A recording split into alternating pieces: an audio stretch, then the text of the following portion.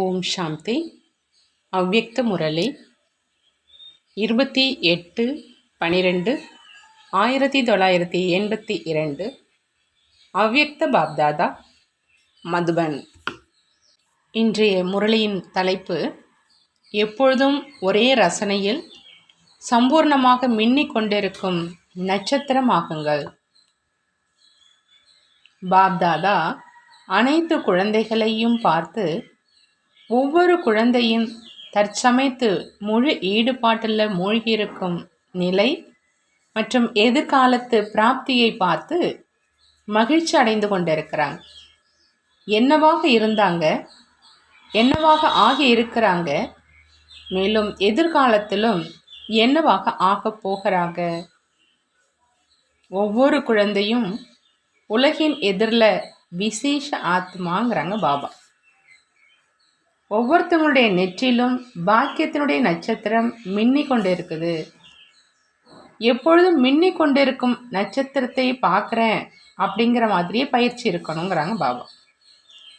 இந்த பயிற்சியை எப்பொழுதும் அதிகரித்து கொண்டே இருங்க. எங்கு பார்த்தாலும், எப்பொழுதாவது யாரை பார்த்தாலும் உடலை பார்த்தும் பார்க்காத மாதிரி இயற்கையான பயிற்சி இருக்கணும். எப்பொழுதும் பார்வை மின்னி கொண்டிருக்கும் நட்சத்திரம் பக்கம் செல்லணும். எப்போ அந்த மாதிரி ஆன்மீக பார்வை எப்பொழுதும் இயற்கையான ரூபத்தில் ஆகிடுமோ அப்போ உலகினுடைய பார்வை மின்னி கொண்டிருக்கும் பூமியின் நட்சத்திரங்களாகிய உங்கள் மீது செல்லுங்கிறாங்க பாபா. இப்போ உலகத்து ஆத்மாக்கள் தேடிட்டு இருக்கிறாங்க. ஏதோ சக்தி காரியம் செஞ்சிட்டு இருக்குது என்று அந்த மாதிரியான உணர்தல், அந்த மாதிரியான டச்சிங் இப்போ வர தொடங்கி இருக்குது. ஆனால் எங்கே, யார் அப்படின்னு தேடிட்டு இருக்காங்க. ஆனால் தெரிஞ்சிக்க முடியல. பாரதத்தின் மூலமாகத்தான் ஆன்மீக ஒளி கிடைக்கும் என்பதும் மெதுமெதுவாக தெளிவாகி கொண்டே இருக்குது. இந்த காரணத்தினால உலகின் நாலாபுறங்களில் இருந்தும் பார்வை அகன்று பாரதத்தின் பக்கம் பதிஞ்சிருச்சுன்னு சொல்கிறாங்க பாபா. ஆனால் பாரதத்தில் எந்த பக்கம் மற்றும் யார் ஆன்மீக ஒளி கொடுப்பதற்கு பொறுப்பாக இருக்கிறாங்க என்பது இப்போ தெளிவாகணும். பாரதத்தில் அநேகர்கள் தங்களையே தானே ஆன்மீக ஆத்மாக்கள் அப்படின்னு சொல்கிறவங்க இருக்கிறாங்க. இதில் யார் தர்மாத்மா மற்றும் யார் பரமாத்மா அப்படிங்கிற அந்த தேடுதல் அனைவருடைய உள்ளத்திலும் இருக்குது. இவர் இல்லை, அவரும் இல்லையே, அப்படி இதே யோசனையில் இருக்கிறாங்க. இதுவே தான் அப்படிங்கிற முடிவில் இதுவரை வந்து சேர முடியலை. அந்த மாதிரி அலைந்து கொண்டிருக்கும் ஆத்மாக்களுக்கு சரியான இலக்கை, யதார்த்தமான புகலிடத்தை காண்பிப்பவங்க யாரு அப்படின்னு பாபா கேட்குறாங்க.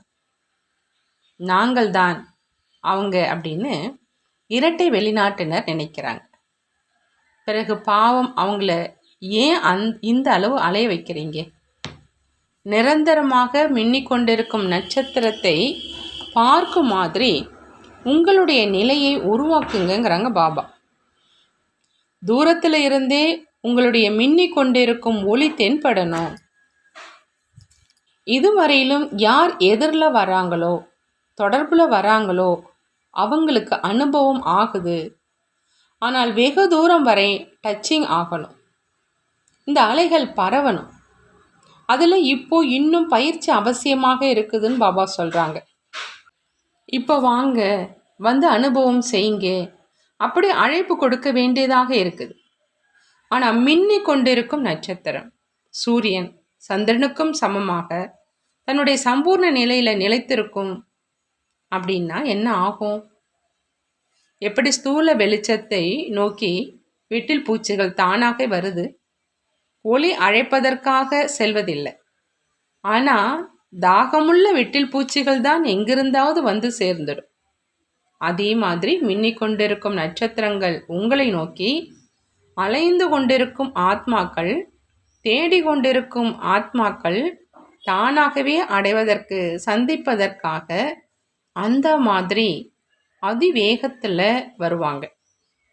அவங்களுக்கு நீங்கள் அனைவரும் ஒரு நொடியில தந்தை மூலமாக முக்தி, ஜீவன் முக்தியினுடைய அதிகாரம் கொடுப்பதற்காக அதிவேகத்துல சேவை செய்ய வேண்டியதாக இருக்கும். இந்த நேரம் மாஸ்டர் வள்ளலினுடைய பங்கை செஞ்சிட்டு இருக்கீங்க. மாஸ்டர் ஆசிரியனுடைய பங்கு நடந்துட்டு இருக்குது. ஆனா இப்ப சத்குருவினுடைய குழந்தையாகி கதி மற்றும் சத்கதிக்கு வரமளிக்கும் வள்ளலின் பங்கை செய்யணும். மாஸ்டர் சத்குருவினுடைய சொரூபம் என்ன என்று அதை தெரிஞ்சிருக்கீங்களா அப்படின்னு கேட்குறாங்க பாபா. இப்பொழுதோ தந்தை மற்றும் ஆசிரியனுடைய பங்கு விசேஷமாக நடந்துட்டு இருக்குது. ஆகையினால குழந்தைகளுடைய ரூபத்துல சில நேரம் தந்தைக்கும் குறும்பு காரியங்களையும் பார்க்க வேண்டியதாக இருக்குது. ஆசிரியனுடைய ரூபத்துல அடிக்கடி ஒரே பாடத்தை நினைவிட்டு கொண்டே இருக்கிறார். சத்குருவினுடைய ரூபத்துல கதி சத்கதியின் சான்றிதழ், இறுதி வரதானம் ஒரு நொடியில கிடைக்கும்னு பாபா சொல்றாங்க. மாஸ்டர் சத்குருவினுடைய சொரூபம் அப்படின்னா முழுமையாக பின்பற்றி நடக்கிறவங்க. சத்குருவினுடைய வாக்கியங்கள் படி எப்பொழுதும் முழுமையாக நடப்பவர். அந்த மாதிரி சொரூபத்தை இப்பொழுது நடைமுறையில தந்தையின் மற்றும் தன்னுடைய அனுபவம் செய்வீங்க. சத்குருவினுடைய சொரூபம் அப்படின்னா சம்பன்ன மற்றும் சமமாக ஆகி உடன் அழைத்து செல்றவர். சத்குருவினுடைய சொரூபத்துல மாஸ்டர் சத்குருவும் பார்வையாலேயே அனைத்தையும் நிறைந்தவர் ஆக்குபவர். வழி சொன்னார் மற்றும் கதி கிடைத்தது. ஆகினால குரு மந்திரம் பிரசித்தி ஆனதுங்கிறாங்க பாபா. ஒரு நொடியில மந்திரத்தை பெற்றாங்க, மேலும் கதி கிடைச்சிருச்சின்னு நினைப்பாங்க. மந்திரம் அப்படின்னா உயர்ந்த வழி. அந்த மாதிரி சக்திசாலி நிலையிலிருந்து ஸ்ரீமத்து கொடுத்தீங்க அப்படின்னா எனக்கு கதி சத்கதிக்கான புகலிடம் கிடைச்சிருச்சு என்று ஆத்மாக்களினுடைய அனுபவம் செய்வாங்க. அந்த மாதிரி சக்திசாலி நிலையை இப்பொழுதிலிருந்தே உங்களுக்குள்ள கொண்டு வாங்க. அனைவருமே நட்சத்திரங்கள் தான். ஆனால் இப்போ எப்பொழுது ஒரே ரசனையில முழுமையாக மின்னிக் கொண்டிருக்கும் நட்சத்திரம் நான் அப்படின்னு தன்னை வெளிப்படுத்துங்க. கேட்டிங்களா என்ன செய்யணும் அப்படின்னு? இரட்டை வெளிநாட்டினர் அதிவேகமாக முன்னேறுபவர்கள் தான் இல்லையா? அல்லது நிற்கிறீங்க பிறகு செல்றீங்க அப்படியா அப்படின்னு பாபா கேட்குறாங்க. எப்பொழுதாவது மேகங்களினுடைய நடுவே மறைந்து விடுவதில்லையே, மேகங்கள் வருகின்றனவா அப்படின்னு கேட்குறாங்க பாபா. அந்த மாதிரி முழுமையா பிரகாசமாக மின்னிக் கொண்டிருக்கும் ஆத்மா ஒருவேளை மேகங்கள்ல மறைஞ்சிருதுன்னா உலகின் ஆத்மாக்கள் தெளிவாக அனுபவம் செய்ய முடியாது. ஆகையினால ஒரே சீராக இருப்பதின் எப்பொழுதும் சூரியனுக்கு சமமா பிரகாசமாக மின்னிக் கொண்டிருக்கணும் அப்படிங்கிற எண்ணத்தை வைங்கங்கிறாங்க பாபா. நல்லது. அனைத்து இரட்டை வெளிநாட்டு குழந்தைகளுக்கு, மேலும் நாலாபுறங்களிலும் உள்ள சேவாதாரி குழந்தைகளுக்கு எப்பொழுதும் தந்தைக்கு சமமாக எண்ணம், சொல் மற்றும் செயல்ல பின்பற்றி நடக்கக்கூடிய, எப்பொழுதும் தந்தையின் இதய சிம்மாசனதாரி மாஸ்டர் தில்லாராம் எப்பொழுதும் அலைந்து கொண்டிருக்கும் ஆத்மாக்களுக்கு வழிகாட்டக்கூடிய லைட் ஹவுஸ் குழந்தைகளுக்கு பாப்தாதாவினுடைய அன்பு நினைவுகள் மற்றும் நமஸ்காரம் செய்கிறாங்க. நாமும் நம்மளுடைய பாப்தாதாவுக்கு அன்பு நினைவுகள் மற்றும் நமஸ்காரம் செய்வோம். பார்ட்டிகளோடு அவ்யக்த பாப்தாதா சந்திக்கிறாங்க. Nairobi party. பாப்தாதா கேட்குறாங்க, அனைவரும் பந்தயத்தில் நம்பர் 1 இருக்கீங்க இல்லையா அப்படின்னு. நம்பர் 1 அடையாளம் ஒவ்வொரு விஷயத்திலும் வெற்றி அடைகிறவங்க. அதாவது ஃபர்ஸ்ட் நம்பரில் வர்றவங்க எந்த விஷயத்திலும் தோல்வி இருக்க வேண்டாம், எப்பொழுதுமே வெற்றி அடைகிறவங்க. நைரோபியை சேர்ந்தவங்க எப்பொழுதும் வெற்றி அடைபவர்கள் தான் இல்லையா அப்படின்னு பாபா கேட்குறாங்க.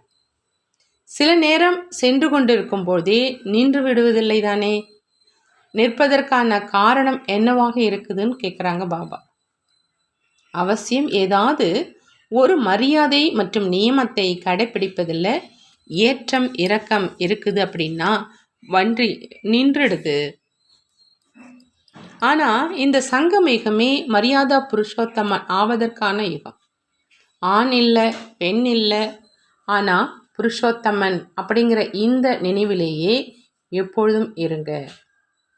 புருஷர்களில் உத்தம புருஷர், அதாவது ஆண்களில் உத்தம புருஷர் அப்படின்னு பிரஜாபிதா பிரம்மாவை சொல்கிறோம்.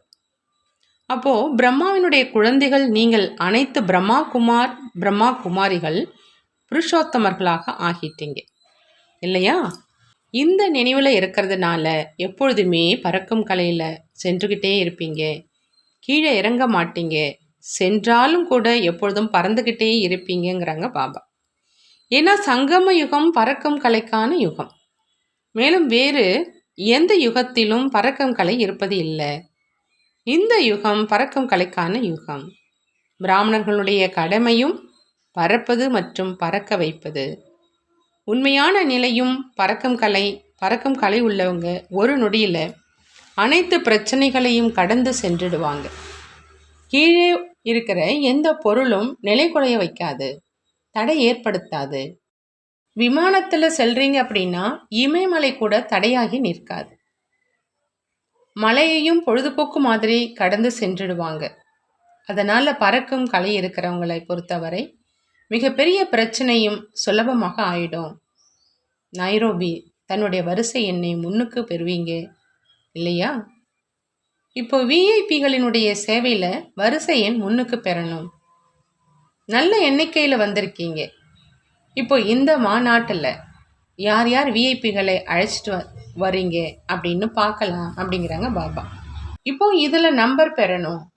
அனைவரையும் விட நம்பர் 1 விஐபியை அழைச்சிட்டு வருவாங்க அப்படிங்கிற பந்தயத்தை பாப்தாதா பார்ப்பாங்க. நம்பர் 1 விஐபியை அழைச்சிட்டு வராங்கங்கிற இந்த பந்தயத்தை பாப்தாதா பார்ப்பாங்கங்கிறாங்க. புதிய ஹாலுக்காக ஓவியங்களை வரையும் ஓவியர்களுக்காக பாப்தாதாவினுடைய சமீட்சை, ஓவியர்களாகி ஓவியங்களை வரைஞ்சிட்ருக்கீங்களா அல்லது நீங்களே அந்த நிலையில் நிலைத்திருந்து ஓவியங்களை வரைகிறீங்களா, என்ன செய்கிறாங்க அப்படின்னு பாபா கேட்குறாங்க. ஏன்னா வேறு எங்கேயாவது ஓவியங்களை வரைகிறாங்க அப்படின்னா தொழில் செய்யும் ஓவியராகி ஓவியத்தை வரைஞ்சிருவாங்க. இங்கு ஓவியத்தை உருவாக்குவதற்கான லட்சியம் என்னன்னு பாபா கேட்குறாங்க. எப்படி தந்தையினுடைய படத்தை வரைகிறீங்க அப்படின்னா அதனுடைய விசேஷம் என்ன இருக்கணும்? படம் சைத்தன்யமானவரை பிரத்யட்சம் செய்யணும். படத்தின் எதிரில் வந்த உடனேயே நான் படத்தை பார்க்கல, சைத்தன்யத்தை பார்த்துட்ருக்கிறேன் அப்படி அனுபவம் செய்யணும்.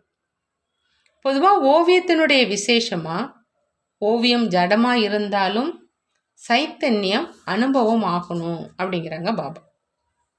இதன் ஆதாரத்தில் பரிசு கிடைக்குது. அதிலேயும் பாவனை வேறு விதமானவையாக இருக்கும். ஆனால் ஆன்மீக ஓவியத்தினுடைய லட்சியமாக ஓவியம் தெய்வீகமாக ஆத்மாவை பிரத்யட்சம் செய்யணும், ஆன்மீக தன்மையை அனுபவம் செய்விக்கணும். அந்த மாதிரி ஆன்மீக ஓவியராக இருக்கணுங்கிறாங்க பாபா. உலகிய ஓவியராக வேண்டாம். உலகத்து ஓவியரோ உலகியல் விஷயங்களை கண் பாவத்தை பார்ப்பாங்க. ஆனால் இங்கே ஆன்மீகத்தின் அனுபவம் ஆகணுங்கிறாங்க பாபா. அந்த மாதிரி ஓவியத்தை உருவாக்குங்க. உங்களுடைய ஆசீர்வாதம் வேணும். ஆசீர்வாதமும் என்ன, ஆசீர்வாதத்தினுடைய சுரங்கத்திற்கு வந்து சேர்ந்திருக்கீங்களா? கேட்பதற்கு அவசியம் இல்லை. ஆனால் அதிகாரத்தை எடுத்துக்கொள்வதற்கான ஸ்தானம் இப்போ ஆஸ்தியினுடைய ரூபத்தில் பிராப்தி ஆக முடியும். அப்படின்னா சிறிது ஆசீர்வாதம் ஏன்? சுரங்கத்துக்கு சென்று 2 பிடி எடுத்து வருபவரை என்னென்னு சொல்கிறது அப்படிங்கிறாங்க பாபா. தந்தை எப்படி அவரே கடலாக இருக்கிறார் என்றால் குழந்தைகளையும் மாஸ்டர் கடலாக ஆக்குவார் இல்லையா? கடலில் எதுவும் குறைவு இருக்காது, எப்பொழுதும் நிரம்பி இருக்கும் அப்படிங்கிறாங்க பாபா. நல்லது. ஸ்வீடன் பார்ட்டியோடு அவ்யக்த பாப்தாதா சந்திக்கிறாங்க.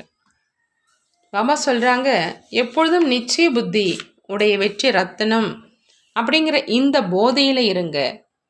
நிச்சயத்தினுடைய அஸ்திவாரம் உறுதியாக இருக்குது. தன் மேல் நிச்சயம், தந்தை மேல் நிச்சயம், மேலும் நாடகத்தின் மீதான நிச்சயத்தின் ஆதாரத்தில் முன்னேறி சென்று கொண்டே இருங்க. இப்போ என்னென்ன விசேஷங்கள் இருக்குதோ அவற்றை எதிரில் வைங்க, பலவீனங்களை வைக்காதீங்க. பிறகு உங்கள் மேலேயே உங்களுக்கு நம்பிக்கை வரும். பலகீனமான விஷயங்களை அதிகமாக யோசிக்கல அப்படின்னா குஷியில் முன்னேறி சென்று கொண்டே இருப்பீங்க. தந்தையினுடைய கையை பிடிச்சிருக்கீங்க. தந்தையினுடைய கையை பிடிக்கிறவங்க எப்பொழுதும் முன்னேறி சென்று கொண்டே இருப்பீங்க. தந்தையினுடைய கையை பிடிச்சிருக்கீங்க. தந்தையின் கையை பிடிக்கிறவங்க எப்பொழுதும் முன்னேறி செல்வாங்க அப்படிங்கிற இந்த நிச்சயத்தை வைங்கங்கிறாங்க பாபா.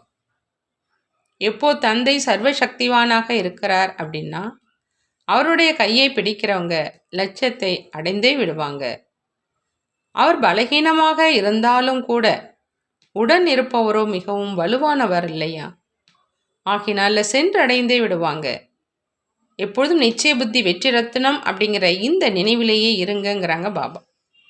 கடந்ததை கடந்ததாக்கி முற்றுப்புள்ளி இட்டு முன்னேறி செல்லுங்க. பூனாவை சேர்ந்த ஹர்தேவி சகோதரி வெளிநாடு செல்வதற்காக விடைபெற்று கொண்டிருக்கிறார். விசேஷ விதியாக என்ன இருக்கும்னு கேட்குறாங்க பாபா. பாலனையை பெற்றிருக்கீங்க, அதே பாலனையைத்தான் அனைவருக்கும் வழங்கணும். அன்பு மற்றும் அமைதி அப்படிங்கிற இந்த 2 விஷயங்கள் மூலமாக அனைவரையும் பாலனை செய்யணும். அன்பு அனைவருக்கும் வேணும் மற்றும் அமைதியும் அனைவருக்கும் வேணும். இந்த 2 பரிசுகளை அனைவருக்காகவும் கொண்டு செல்லுங்க.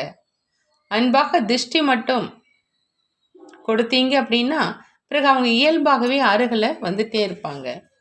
எப்படி பாலனை பெற்றிருக்கீங்க, பாலனையினுடைய மிக அனுபவம் நிறைந்தவராக நீங்கள் இருக்கீங்க இல்லையா? அதே பாலனையின் அனுபவத்தை மற்றவர்களுக்கு செய்விக்கணும். டாபிக்கின் மேல், அதாவது தலைப்பின் மேல் சொற்பொழிவு செய்யாவிட்டாலும் அனைத்தை விட டாப், அதாவது உயர்ந்தது ஆனது அன்பு மற்றும் அமைதியினுடைய அனுபவம் ஆவது. இந்த டாப்பான 2 விஷயங்களை கொடுத்துருங்க. இதன் மூலம் இந்த மாதிரி அன்போ எங்களுக்கு ஒரு பொழுதும் கிடைக்கல, பார்க்கவே இல்லை, அப்படி ஒவ்வொரு ஆத்மாவும் அனுபவம் செய்யணும். அன்பு அந்த மாதிரியானது. அந்த அன்பினுடைய அனுபவத்துக்கு பின்னால இயல்பாகவே இழுக்கப்படுவாங்க. மிகவும் நல்லதுன்னு பாபா சொல்கிறாங்க. அதி மகாவீர் நீங்கள் செல்றீங்க. சதி மற்றும் குஞ்சு, அதாவது 2 பேர தாதிகள் இருவர்களும் சென்றிருக்கிறாங்க தான் இல்லையான்னு கேட்குறாங்க. பாலனுடைய சொரூபமாக சென்று கொண்டிருக்கீங்க, மிகவும் நல்லது. இவர்கள் மூலமாக சாகார பாபாவுடன் சுலபமாக சம்பந்தம் இணைஞ்சிடும். ஏன்னா இவரின் ஒவ்வொரு நரம்பிலும் சாகார பாபாவினுடைய பாலனை நிரம்பியிருக்கு. எது உள்ள நிரம்பி இருக்குமோ அது நடைமுறையில் தென்படத்தானே வேணும். உங்கள் மூலமாக தந்தையினுடைய பாலனுடைய அனுபவமாகும். மிகவும் குஷியோடு போங்க. குழந்தைகள் செல்வதில் பாப்தாதாவுக்கும் குஷி இருக்குது. ஏன்னா ஊர் சுற்றுபவர்கள் கிடையாது, யஜ்யத்துக்கு எலும்பு உருக சேவை செய்கிறவங்க. அவர்களுடைய ஒவ்வொரு அடியிலும் சேவை இருக்கும். ஆகையினால குழந்தைகள் சக்கரவர்த்தி ஆவதில் பாப்தாதாவுக்கு குஷி. அனைத்து குழந்தைகளுக்காகவும் பாப்தாதா அன்பு நினைவுகள் ஒளிநாடாவில் பதிவு செய்தார். முழு ஈடுபாட்டில் மூழ்கியிருக்கும் அனைத்து குழந்தைகளுக்கும் அன்பு நினைவுகளின் கூடவே பாப்தாதா அனைத்து குழந்தைகளின் ஊக்கம் உற்சாகத்தை பார்த்து மகிழ்ச்சி அடைகிறாங்க. அனைவருடைய அன்பு நினைவுகள் மேலும் முயற்சி செய்வதில் இருக்கும் ஊக்கம் உற்சாகத்தின் மற்றும் தடைகளை அழிப்பவர் ஆவதின் கடிதங்கள் பாப்தாதாவிடம் வந்திருக்குது. மேலும் பாப்தாதா அனைத்து தடைகளையும் அழிக்கும் குழந்தைகளுக்கு அன்பு நினைவுகளை கொடுக்குறாங்க. மேலும் எப்பொழுதுமே மாயாவை வென்றவர், எப்பொழுதுமே மாஸ்டர் சர்வசக்திவான் அப்படிங்கிற ஆசனத்தில் அமர்ந்து டபுள் லைட் ஆகி பறந்து கொண்டும் மற்றும் பார்க்க வைத்து கொண்டும் இருங்க அப்படிங்கிறாங்க பாபா. ஆக நாலாபுறங்களிலும் உள்ள வெளிநாட்டினருக்கும் மட்டுமில்லை, ஆனால் அனைத்து இதய சிம்மாசனதாரி குழந்தைகளுக்கு திலாராம் தந்தையின் தரப்பிலிருந்து மிகுந்த அன்பு நினைவுகள் சொல்கிறாங்க. நாமும் நம்மளுடைய பாப்தாதாவுக்கு அன்பு நினைவுகள் மற்றும் நமஸ்காரம் செய்வோம். ஓம் சாந்தி. பாபா வரதானம் கொடுக்குறாங்க. விலகி இருக்கும் நிலை மூலமாக மதிப்புடன் தேர்ச்சி பெற்றவர் என்ற சான்றிதழை பெறக்கூடிய அசரீரி ஆகுக. அசரீரி ஆகணும் அப்படின்னா பாபா சொல்கிறாங்க, விலகி இருக்கும் நிலை மூலமாக மதிப்போடு தேர்ச்சி பெற்றவர் அப்படிங்கிற சான்றிதழை பெறணும். மதிப்போடு தேர்ச்சி பெற்றவர் அப்படிங்கிற சான்றிதழ் பெறுவதற்காக வாய் மற்றும் மனம் இரண்டின் சப்தத்திலிருந்து விலகி அமைதி சொரூப நிலையில் நிலைத்திருப்பதற்கான பயிற்சி செய்யணும். ஆத்மா அமைதியினுடைய கடலில் மூழ்கிடணும். இந்த இனிமையான அமைதியின் அனுபவம் மிகவும் பிரியமானதாக இருக்கும். உடல் மற்றும் மனதிற்கு ஓய்வு கிடைச்சிடுது. இறுதி நேரத்தில் இந்த அசரீரி ஆவதனுடைய பயிற்சி தான் உபயோகமாக இருக்குங்கிறாங்க பாபா. உடலின் எந்த ஒரு செயல் நடந்து கொண்டிருந்தாலும் அசரீரி ஆகிய ஆத்மா விலகி இருந்து தன்னுடைய உடல் செய்யும் செயலை பார்க்கும். இந்த பயிற்சி தான், இந்த நிலை தான் இறுதியை வெற்றி அடைபவராக ஆக்கிடும் அப்படிங்கிறாங்க பாபா. ஸ்லோகன்: அனைத்து குணங்கள் மற்றும் அனைத்து சக்திகளின் அதிகாரத்தையும் பெறுவதற்காக கட்டளைப்படி நடப்பவராக ஆகுங்கள். கட்டளைப்படி நடந்தால் அனைத்து குணங்கள் மற்றும் அனைத்து சக்திகளின் அதிகாரத்தை பெறலாம். நல்லது. ஓம் சாந்தி. நன்றி பாபா, நன்றி.